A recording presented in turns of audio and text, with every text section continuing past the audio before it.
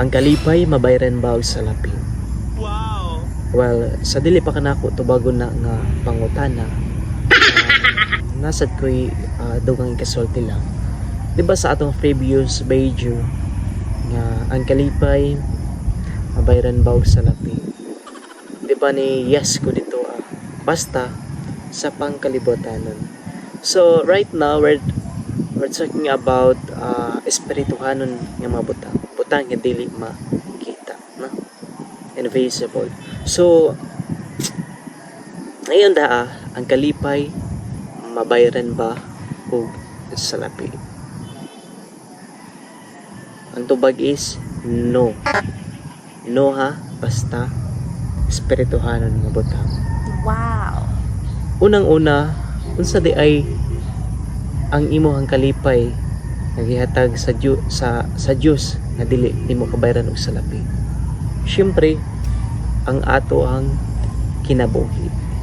Mga kadyani, ang atong kinabuhi pinakadako nga grasya ug dili jud ni mabayran og salapi tungod sa kalipay nga atong nadawat sa usa-usa, di ba?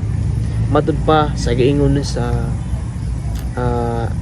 Salmo kapitulo 49 versikulo 7 hangtod sa 8 nga nagaingon kay ang kinabuhi sa tao dili igong ikabayad og salapi, no? Tungod sa pagkabilhon niini. Bisan pa og emerge nimo tanan mga richest person diri sa entire world, no? Diri sa kalibutan, di ba?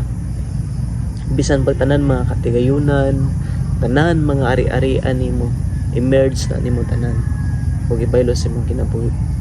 Dili gyud ni mabayran og salapi tungod sa kinabuhi nimo nga kalipay, di ba?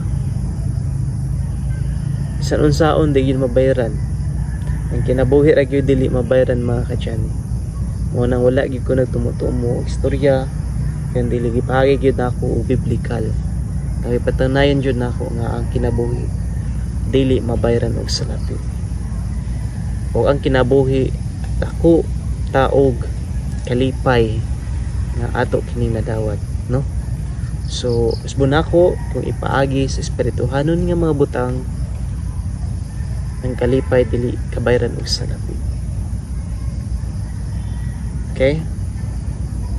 Kay ang kinabuhi dili pod kabayran og salapi tungod sa atong kalipay nga atong nadawat. Okay? Thank you.